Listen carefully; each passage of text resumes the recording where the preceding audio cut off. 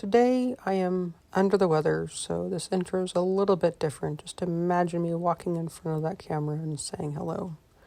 Welcome back to mckilliplife. This is Amber, and I'll be in my yellow kitchen. Because I'm under the weather, I am going to do a voiceover of my favorite soup, so stay tuned.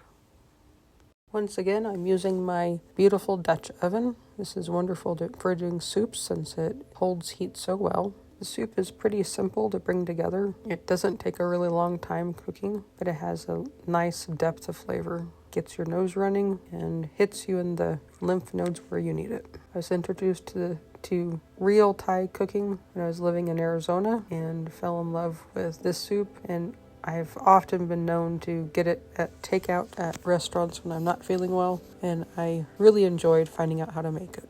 So to begin with, we're going to be putting lemongrass and galangal root slices into a basket that'll be floating in the soup. This just makes it easier to take them out when the soup is done and not have the hard bits floating about. Galangal is, I think, a cousin of ginger. If you can't get a hold of galangal, you can always use ginger, but galangal does have a different flavor. Next, I'll be putting in 8 cups of water. I had my kettle going so it's nice and hot so we can speed up the cooking process. I wasn't sure how much 8 cups was. It turns out it's my entire pitcher, so I could have poured that into the pot, but at the time I didn't know that. So here we are, 8 cups of water to get us started. Next, to flavor it, we're going to put in better than bouillon chicken, and 8 cups of water means 8 teaspoons of the bouillon. You might think this might turn out too salty, but when you add the coconut milk, it really balances it out. When I have nice warm water, it's easy to rinse the spoon and clean it up by swishing it until it's melted off the spoon. Next, I'm going to be adding some mushroom powder. When I originally put this recipe together, I had access to porcini powder. As of now, I've run out of it, so this is a Trader Joe's mushroom powder. If I had thought about it, I actually did have some dehydrated porcinis in my drawer. I could have rehydrated it in the soup, but I didn't. Next, we'll be putting kefir lime leaf. This is ground. It's one of the unique ingredients in Thai cooking. And then lovely fish sauce. It's a pretty powerful flavor, and you either love it or hate it. I love it, so this recipe I put a full 3 tablespoons in. This particular brand is really nice. It has a similar quality as soy sauce. This gets added later, but part of this recipe is lime, and here I am zesting the lime. So you want to put in the zest of 1 lime, and I usually put this in at the end so it retains its brightness.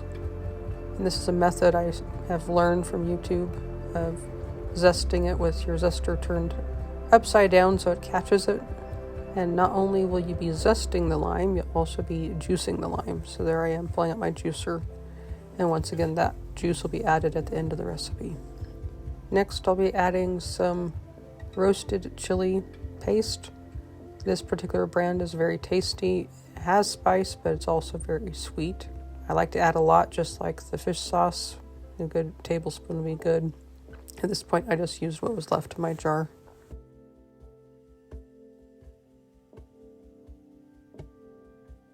I don't always add the mushrooms to the soup, but this time I thought it sounded really good. I like to use the baby Bella mushrooms or the cremini mushrooms, just not the pure white ones, because I think the ones with color have more flavor.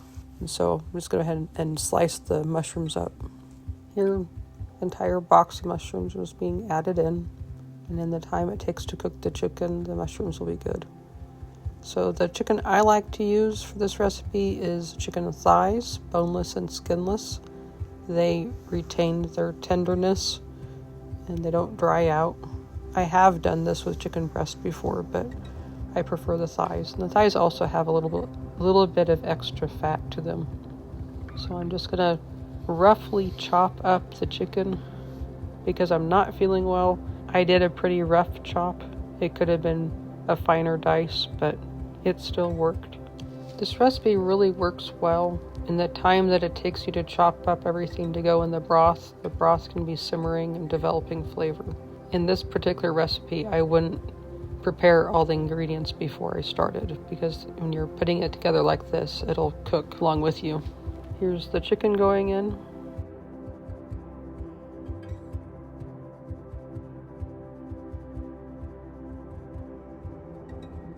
Giving it a stir just to get the chicken to break up a little bit. While that's simmering, I can put away some ingredients and clean up a little bit and get out a new cutting mat for the cilantro. The cilantro gets added in at the end of the soup. Now that it's reached a boil, I'll just go ahead and turn the heat down so it can simmer. Give it a stir to check on how the chicken is cooking. If the chicken is cooked well, it's a good time to test the broth and see if you want to adjust anything, like adding more fish sauce or chili paste.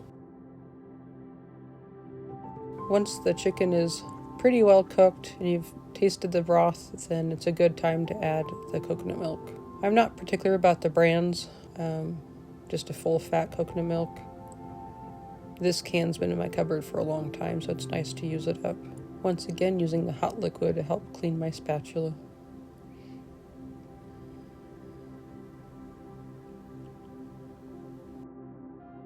I like buying coconut milk from Trader Joe's.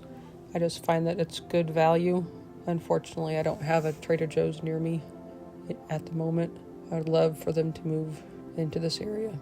It's a wonderful store to go to when you're single or just a couple, because they have a lot of interesting meal options and prepped food to make meal planning easy. And one of the things they're known for is not having artificial ingredients or dyes or additives to their foods. I like adding the coconut milk and letting the soup simmer for a while because it helps the coconut milk not taste raw. It makes it blend better into the broth. Some recipes will say just add the coconut milk right before you serve it, but I prefer the flavor with it cooked in. Once again, taking my time to clean up. I do like that little spatula that's designed to keep the spoon end off the surface it's sitting on. And as you saw earlier, it's nice and small to get into the nooks and crannies of jars. When I asked for it as a gift, I actually thought I was getting the full-size spatula, but I found the little one to be useful. Once again, testing the broth to see if I need to adjust anything. This time, tasting how the coconut milk is doing. I am the only one in my family that's going to be eating this soup, so I'm not worried about cross-contamination. Now that I'm happy with the taste of the coconut milk, I'm going to go ahead and add in the last ingredients, which would be the lime juice and the lime zest, and give it a stir.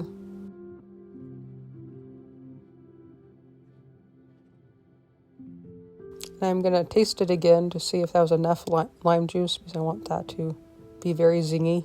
And honestly, it wasn't really enough. So I went ahead and added in the lime halves. I don't know if I'd recommend cooking them in there long term because the pith might make things bitter, but just for a little bit. Go ahead and move the soup off the heat. Cover it up to allow the lime to get stronger.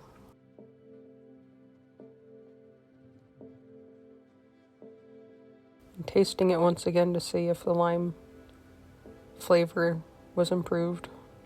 It was good enough for me, so I'm going to go ahead and take out the lime halves.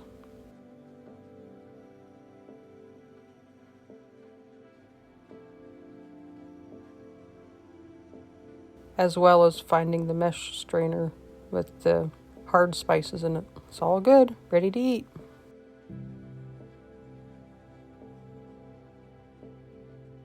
Serving is pretty simple. Just ladle your soup into your bowl. As you can see, the chicken could have been cut up better, but it was okay.